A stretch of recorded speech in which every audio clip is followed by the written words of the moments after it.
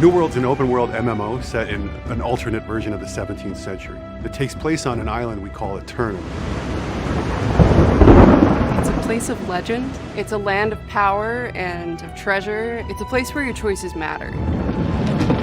You get to live a life that is full of danger and adventure on a supernatural continent that has only just been discovered.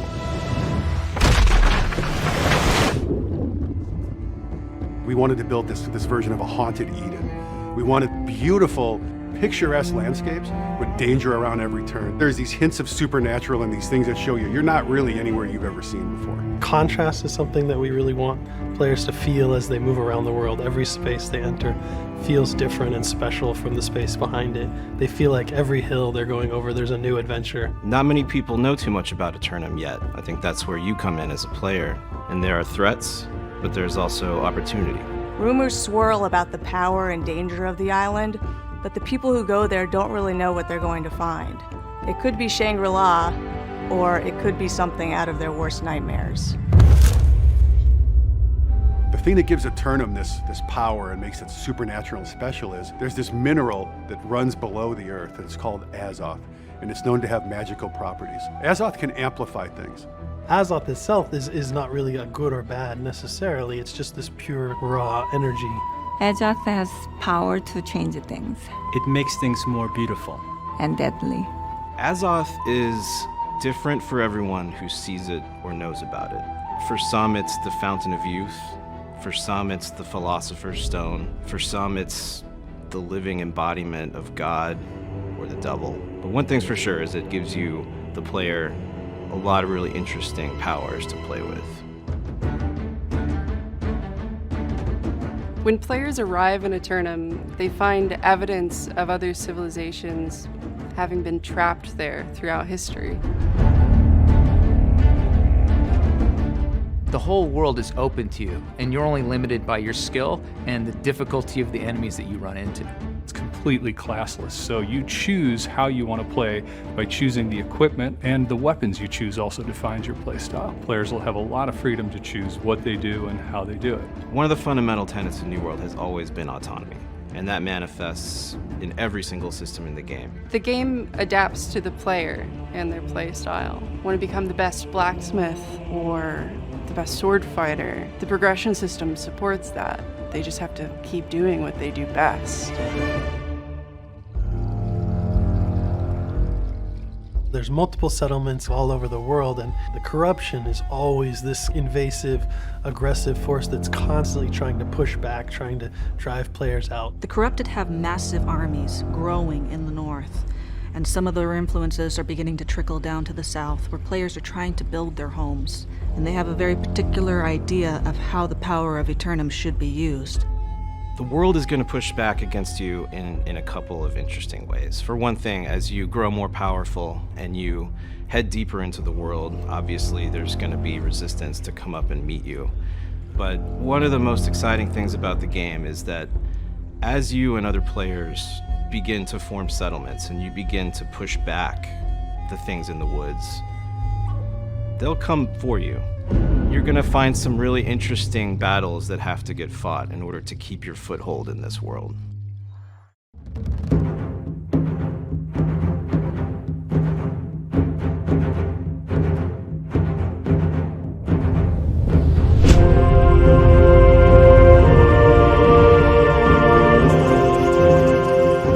What awaits players when they first land on Aeternum is a new discovery of a new world. When you first arrive on Aeternum, you're gonna be kind of at ground zero. Your ship has crashed.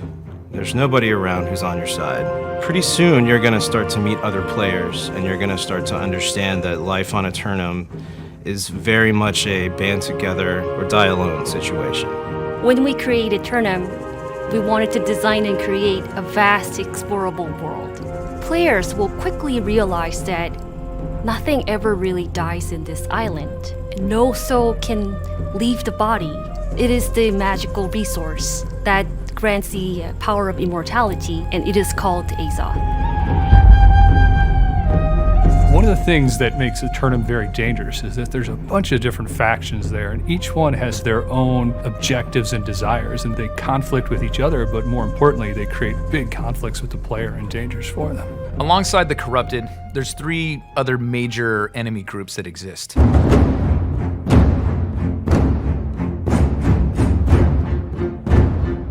The Lost are the sort of soulless wretches of our game. They're people who have eternal life but have it without a soul, and as you learn, that is not a pleasant fate. They're stuck in this sort of like half-death state because they've died in some horrific way, or sailors who have crash-landed on this island and sort of washed ashore here. They're the ghouls, the undead versions in our game.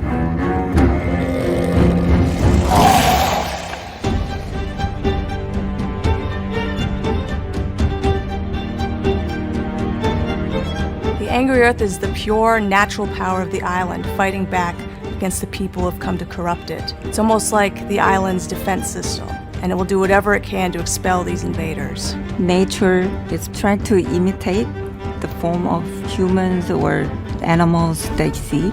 And some are like more humanoid, but there's other ones that are more of like a constructed monstrosity. They mask themselves in order to fight back from what they consider is an infection.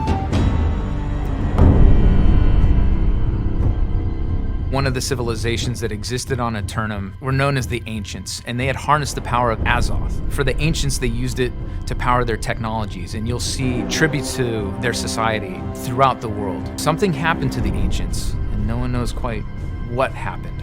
The remains of their civilization are there, and their secrets are there for you to discover.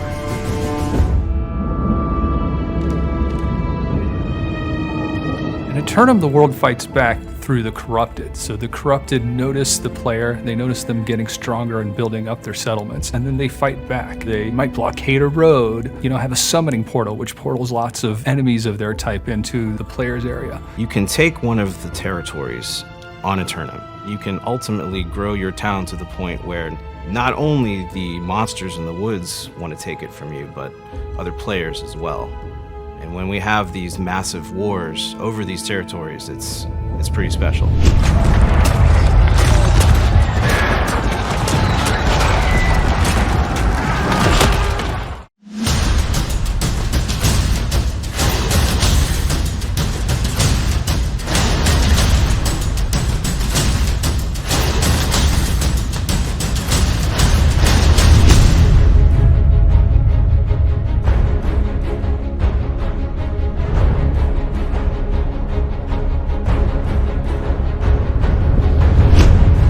World is an MMO, but unlike MMOs, our combat system is 100% real-time action combat.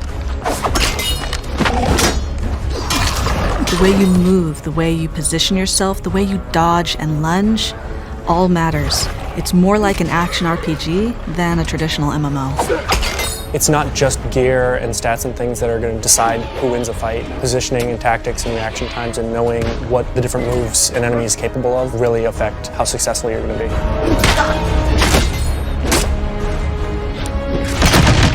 You have to move around in space and you have to set up your attacks, how you're dodging. It makes it very dynamic and visceral. 100% real-time combat.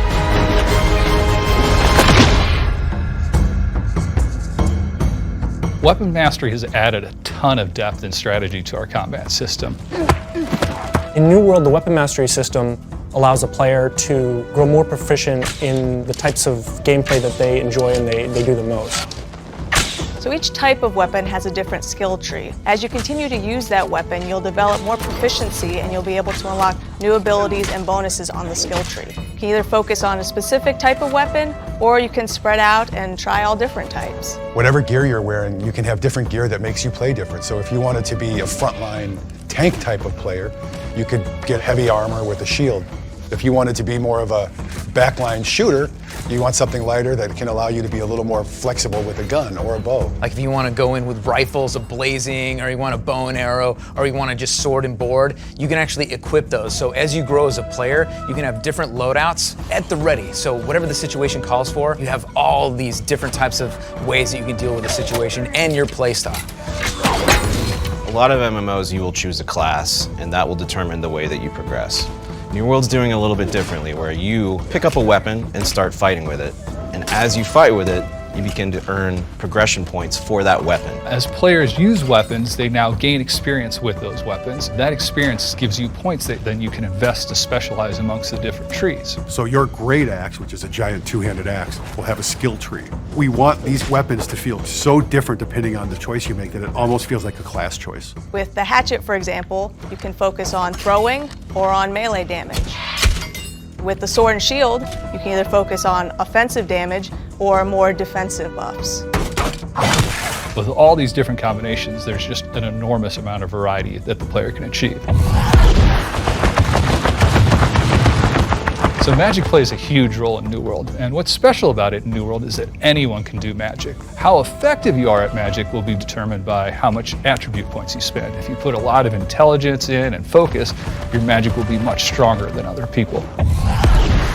If you spend enough time with the combat system, you can eventually get good at all of the weapons in the game, and you can change your loadout on the fly based on what you want, what your party needs at the time, what the encounter calls for. Endless customization for the user.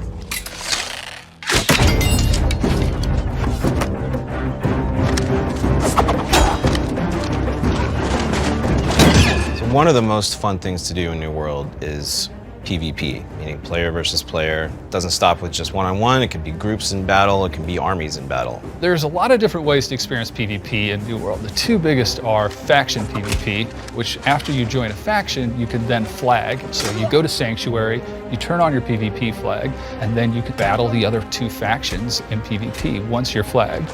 Now you can only damage other people that are flagged, so it is an opt-in PvP system. It's a system that really rewards skill. It's a system in which a level 50 player can beat a level 60 player, and that's super cool to me. Players can also sign up to participate in territory wars, even without being open world PvP flagged. So wars can be conducted between different companies when you're trying to take over a territory. And in war, it's battles of 50 on 50, an attacking side, a defending side. It's really the pinnacle moment of PvP in the game.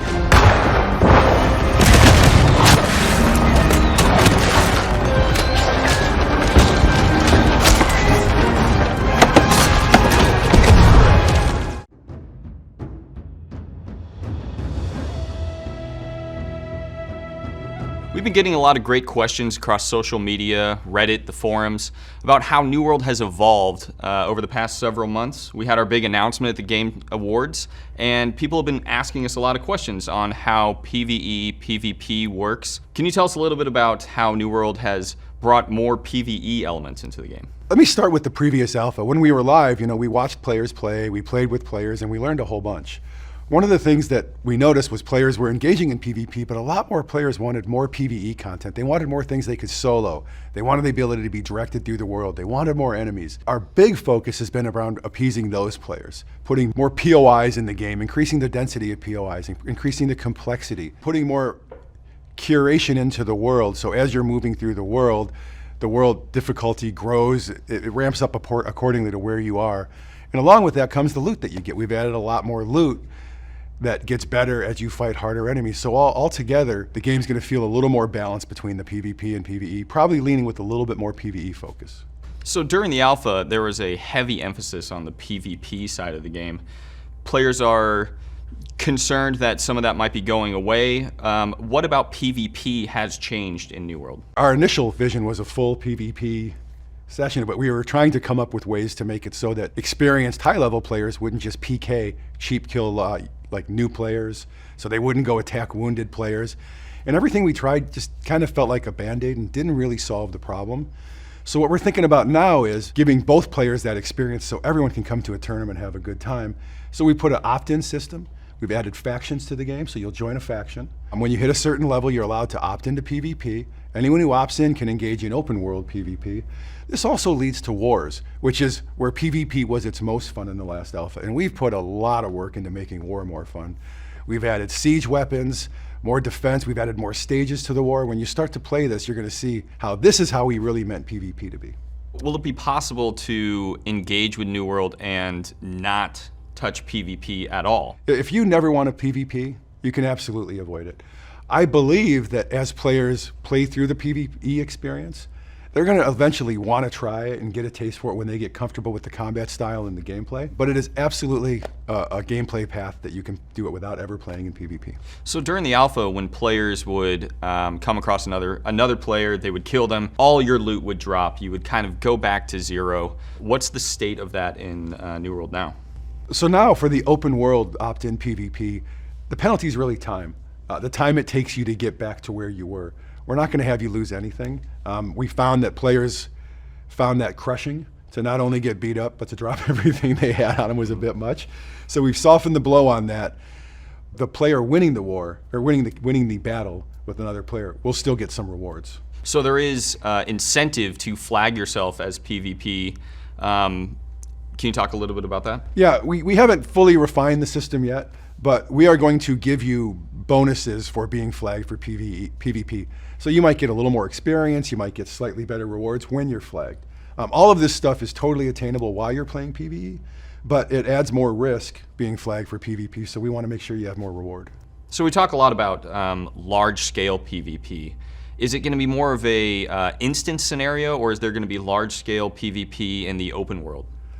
I think both are going to be options. Our war, I wouldn't say it's instance, but it's 50v50, and no one else can enter the war. So once you're in this area, we shield everyone else out.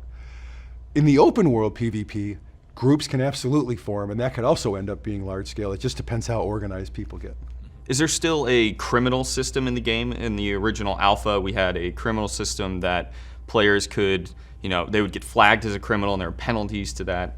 How does that work into the current version of PvP? Because you're opt-in, we really know there's no need for the criminal system. Where everyone was getting attacked has made that decision to get there, so we've removed the criminal system completely. Territory control is really important in New World.